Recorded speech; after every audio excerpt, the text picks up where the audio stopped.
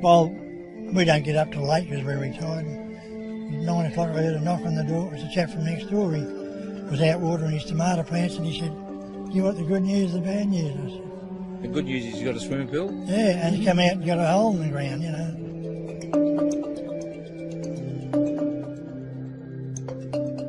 Oh my goodness.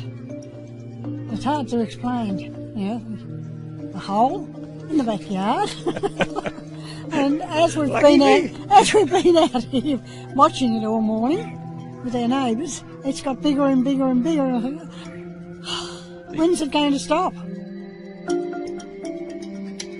What it is old workings, old mine workings. We've identified the fact that there's a shaft put in here many, many years ago, and we've been in contact with the mines department. They're sending a team up here.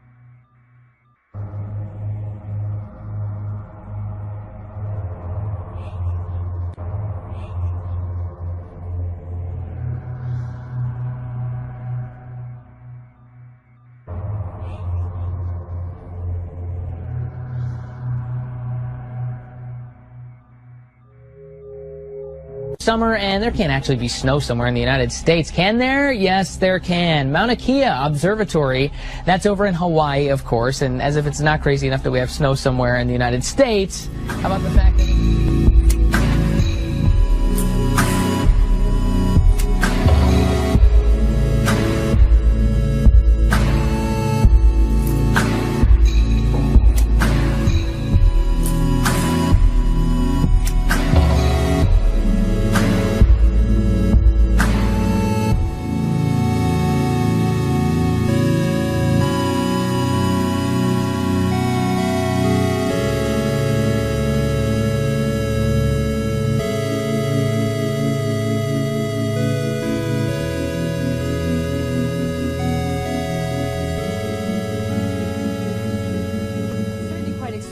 Becky, because the weather woes never seem to end in this country for weeks, even months. People in this country have been really just praying for one thing, and that is for the monsoons to arrive, because after 2 years of drought, their farmland has been desecrated. There's been this heat wave that's been sweeping across the country, killing hundreds of people. And now it's the monsoons that are killing people. As you mentioned, 90 people killed just in a matter of 24 hours, mainly in this one state of Bihar. Most of the people who died were farmers, because this is a time as the monsoons arrive when farmers are out planting.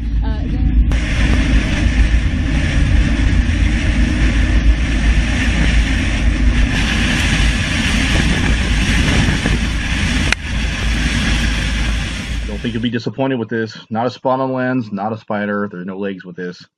And they're on 4 cameras at the same time. And now we can see that it stayed in there for 1 hour.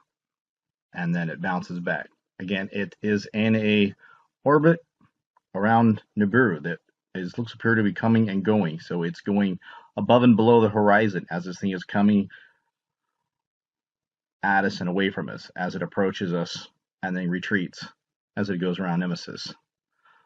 Next, I'm going to show you, please pay attention to the time here. This is the second at the same time. No, this is over Italy, and now we've got Switzerland at the same time. We've got the same object. And let me do the time lapse on this one. Yes. Look how big it's getting. You can start to make out the plasma tail. And the camera setting here looks like 400 ISO. Not quite visible with the naked eye. Look at that. That thing's just getting bigger. And you can almost make out the redness of this thing. Oh my gosh. I've never seen this thing so big. It's getting close. Wow. We continue running the time lapse here. And then it disappears. And it reappears again. Again, it's the shadow. It's still facing the northwest. The actual planet is in the north, southeast. What you see here, everybody, is a thing called SunCalc. And what it does, what this program does, is it shows you where the sunrise and the sunset should be relative to your position. So in the example here, this is where I am right now, where this red dot is. This is where I'm located. And basically it's saying that the sunset should happen at this, or the sunrise should happen on the yellow line, and the sunset should happen on this red line. Okay? Now, here is the important thing that I want to bring up right away this morning. The North Star, first of all, was off by 3 to 5 degrees, as confirmed by about 30 subscribers over the weekend. So anybody that knows where the North Star should be based on fixed points on the ground, like me, my story was I go out and I've been checking the North Star's position for 3 years. It has not changed for 3 years, okay? It stays in the same place winter, spring, summer, and fall. It's always in the same place, okay? The way you can find the North Star is you take the two ends of the Big Dipper and draw a line. So our position, fixed position relative to the North Star right now is off by 3 to 5 degrees to the west, Wayne. Or to the east. To the east.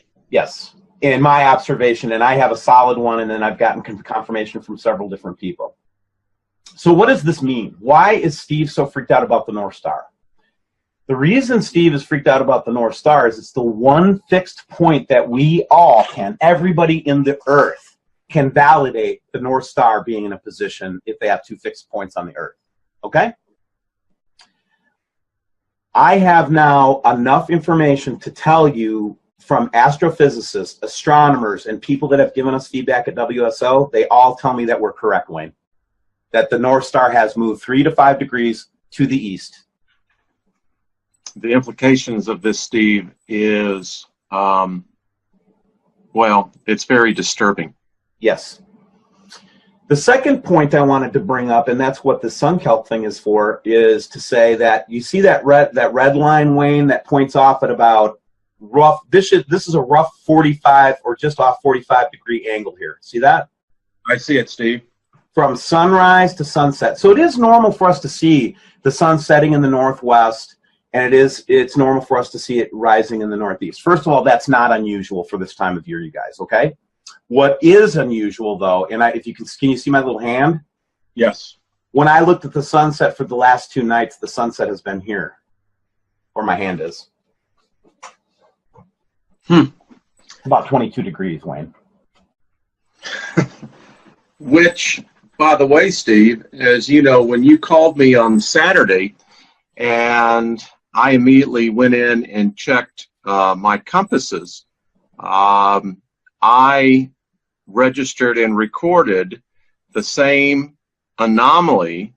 And here in the Denver area, we were off by about 22 to 27 degrees to the northwest.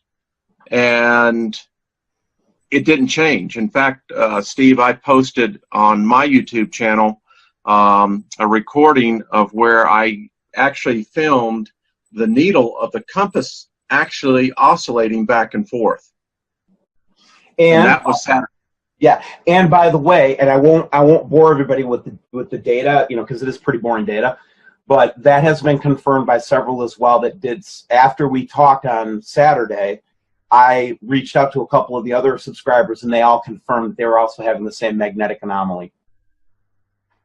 I actually know a pilot friend who told us yesterday that he's a private pilot, that he can no longer rely on his compass. I said, well, how do you get from point A to point B? He says that they use a gyro software that is more directly linked to GPS as opposed to trying to follow magnetic north. Yeah, let me, having been an ex-avionics guy, I can give you a little insight into that. There's a thing called a gyroscopic internal navigation system that, yeah. So those systems don't even require GPS, by the way, Wayne. Well, thank you. Yeah, I'm a novice. I ride in them. I don't drive them. Right. No, that's okay. It's a very strange thing that I'm an expert in it because the Air Force made me one. Good. So we used to navigate with our primary navigation before GPS came online was a thing called PAC-AN. The civilian world has a similar thing, and basically those are fixed points on the Earth that transmit signals that basically are waypoints, okay, across the country. So you can navigate as a commercial military, or as a military pilot, you can navigate by PAC-AN, you can navigate by compass, you can navigate with GPS, and then and then the last thing is called internal navigation system, which is a gyroscopic device that uses the Earth itself as its waypoint. But doesn't rely on celestial observations or anything like that. It just knows where you are relative to fixed. Hi. So this is Solar System Scope, and we can see this is the actual time and planet where we're at right now with our universe. I'd like to show you a couple things where we're at and where these objects actually are. As I said before, so if you click on this little Earth, click on here, and then we can see the different views. And most of these were over Italy and Germany. And we can see when we click on the scope here, when I said that we were looking at the shadows to the northwest, that would have been right about here. And at this time, so everything I'm doing is all happened within 30 minutes. It is 6:40 Pacific time. So I'll leave a link in the description because it's happening now. And so the southeast is where this whole thing's going as it settles down, I think. Just about in here somewhere.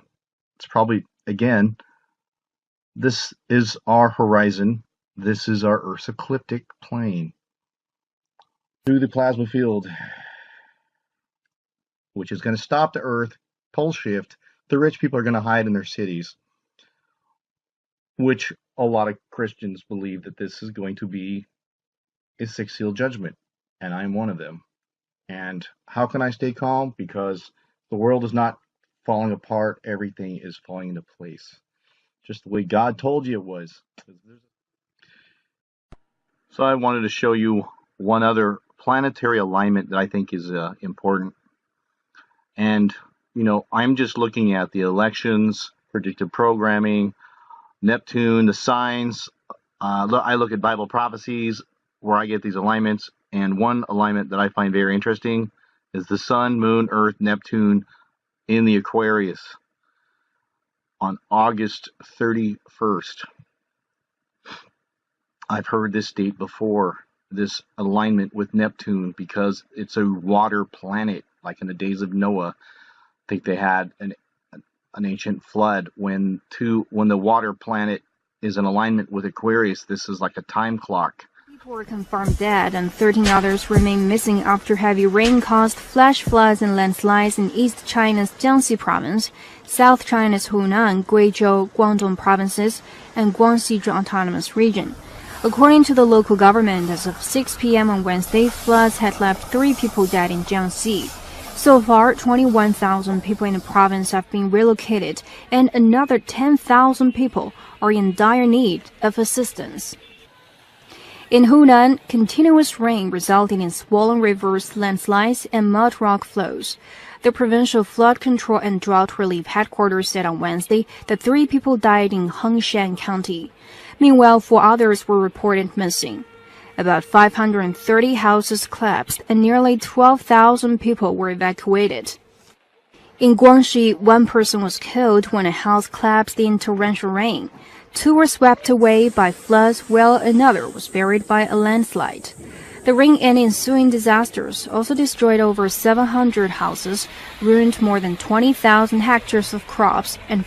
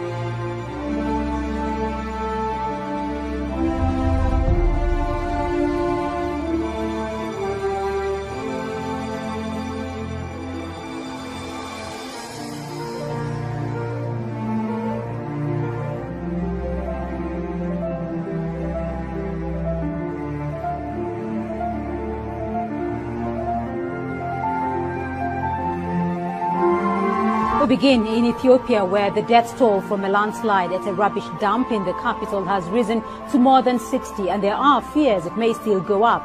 Rescue officials are still searching for dozens of bodies trapped under the kosher landfill. CGTN's Girum Chala has this update from Addis Ababa. Dozens of makeshift homes are buried under the mountain of garbage behind me. People have been dumping their rubbish here for decades. It's believed around 150 people were here when the landslide took place on Saturday night. Dozens of people are buried under tons of waste, as you can see behind me there. People have been making a living by picking through the rubbish dump for useful items. Some had even made permanent homes for themselves around here. It's believed children are among the dead. Search and rescue operations continue here, but rescue workers face a tough task. Bulldozers have to carefully remove the rubbish over there. The heavy machinery could cause further slides as well. For now, they operate in the hope of finding survivors. Tornado is touching down in southwest Florida. This happened overnight, and this was the scene in Punta Gorda, where an EF1 tornado touched down on Aspen Road East. The storm going through one family's yard, destroying their barn, sending chunks of metal flying, even cutting their horses loose. A lot of memories of this barn. Had it ever since I was 13. Now it's gone. Went out with him, and the other horses were loose, running around, and it's very dark. Well, the storm also flipping the family's truck over on its head. All the family's animals are expected to be okay, though one duck was lost. The family says they're working to clean up the mess and rebuild.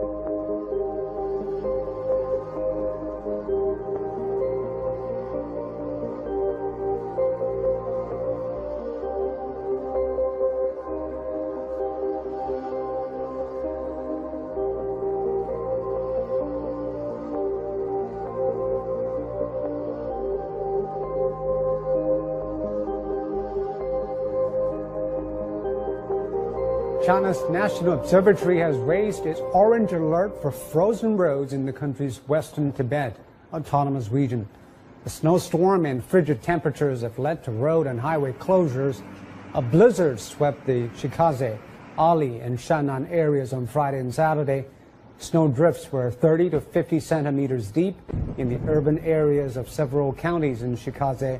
Well, the power supply in downtown Jilong was also temporarily cut down.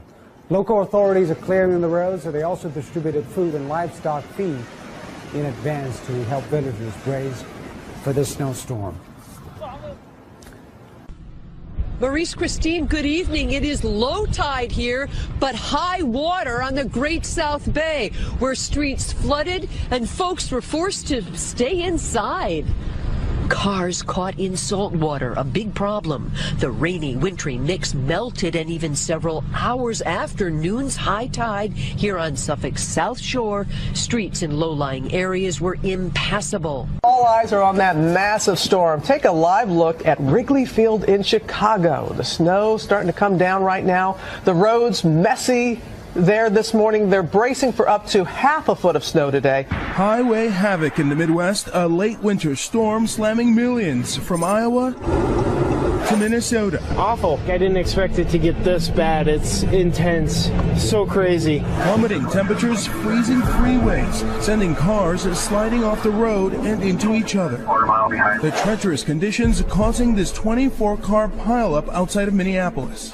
Wind and waves from Lake Ontario, along with freezing temperatures, engulf this New York house in ice. Surprisingly, this isn't out of the ordinary. Delays in the Twin Cities as airlines have scrambled to de-ice planes stuck on the tarmac. Frigid blasts blowing across the region overnight, dumping close to 10 inches of snow from the Dakotas to Iowa. Another 24 inches expected in some areas by Wednesday. But merciless sub-freezing temperatures, disastrous near Detroit. 65,000 people in the area still without power. And officials now say carbon monoxide poisoning from generators have left 2 people dead. In this northern Detroit home, a mother and her 2 young children hospitalized. This morning, across the Northeast, 60 million residents are bracing for the winter wallop as it barrels.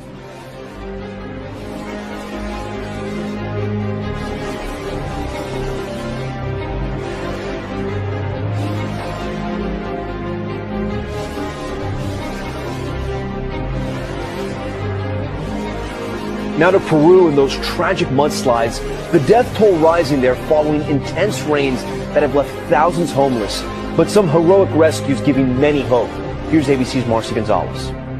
In the fast-moving, muddy water and piles of dangerous debris, a woman almost washed away. As she tries to free herself, her hair seemingly gets stuck before she finally pulls herself to safety. One of many lives narrowly spared from Peru's raging flooding and mudslides that officials say have killed more than 70 people so far this year and left more than 70,000 people homeless.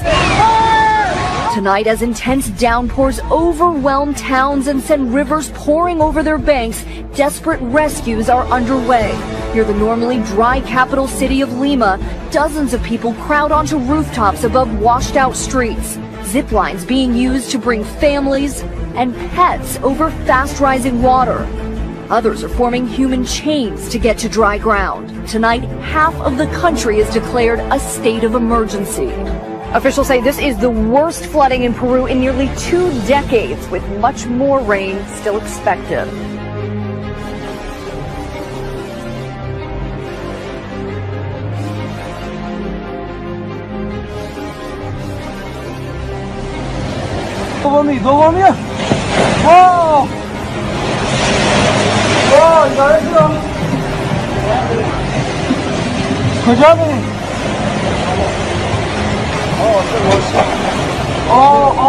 آمبولانس ماشینه.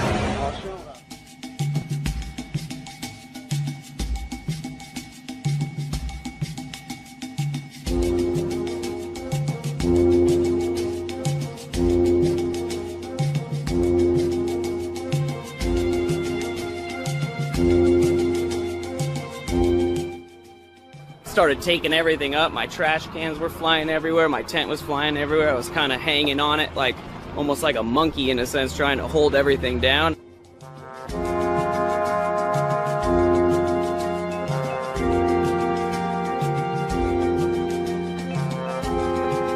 There is one video taken by Louisiana resident Danny Garceau on April the 1st.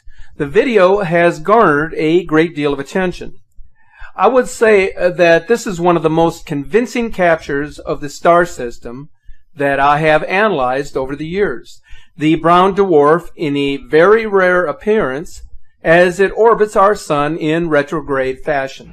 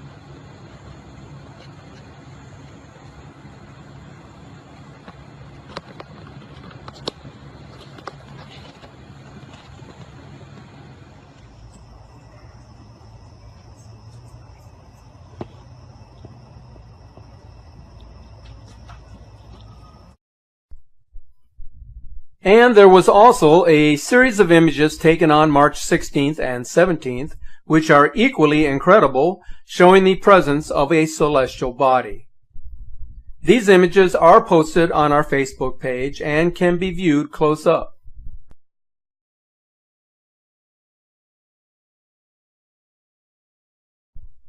And be sure to follow our page for daily updates on the Planet X Nibiru system.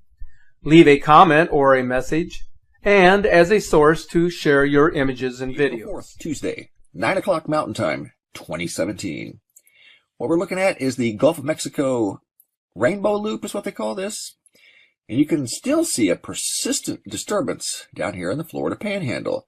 It's slowly moved across Louisiana, southern Mississippi, Alabama, and it's been hitting Florida and Georgia the past couple of days.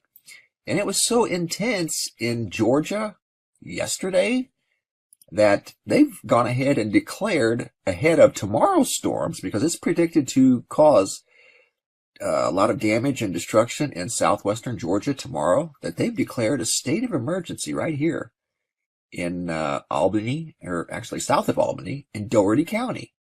A full-blown state of emergency in Dougherty County ahead of the severe weather, and it hasn't even happened yet. And it's because the weather that they got yesterday was so bad, so strong, so intense, that they're not taking any chances. Here's what the local news had to say about it right here. And you can see the maps of what they're predicting for tomorrow. They are in a moderate to high tornado path right through here, and Albany's right in the middle of it. Check it out. Here's what they've got to say. State of emergency has been declared for Dougherty County ahead of tomorrow's storms. The National Weather Service shows Dougherty County could possibly see strong, long-track tornadoes with destructive wind gusts as high as 70 miles per hour. Now, these weather events could happen throughout the day tomorrow. And we want to tell you more on the details on what exactly a disaster declaration means. Number one, the county emergency operations plans will be activated. Number two, the emergency operations ordinances that Dougherty County commissioners adopted will be operative. It's getting just off the charts. Everywhere you look around the globe, there's some sort of wild weather going on. If it's not giant hail, it's strong winds, straight line winds, dust storms, tornadoes, floods, landslides, mudslides. It just goes on and on and on. And it doesn't stop. It only seems to intensify. So there's already a state of emergency in place in Dougherty County, which is south of Albany, Georgia, right here, for tomorrow. And the storms haven't even hit yet. But they're brewing, and they know it. And based off of what it did yesterday, they're not taking any chances. Another sign that this is in play. Record snow, blizzards.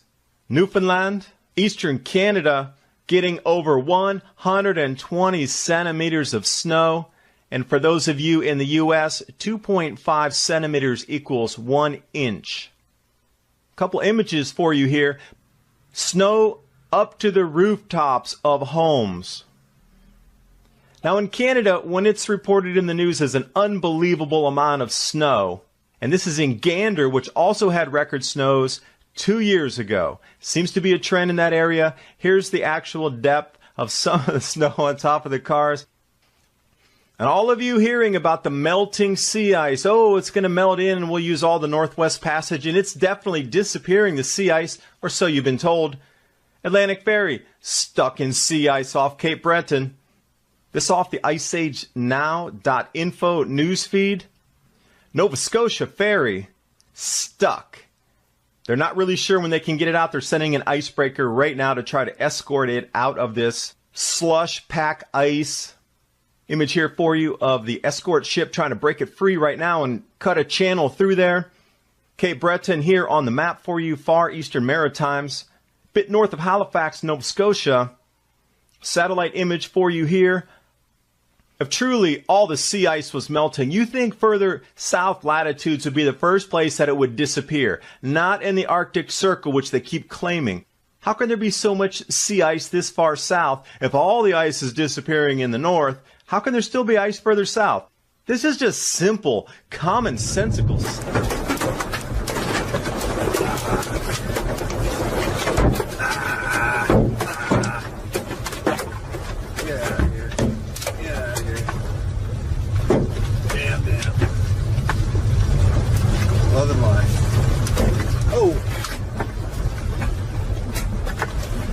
saw that coming. Oh! Where's my safety glasses? Yeah. Man, those came out of nowhere. That sucker that got me. That Big Daddy.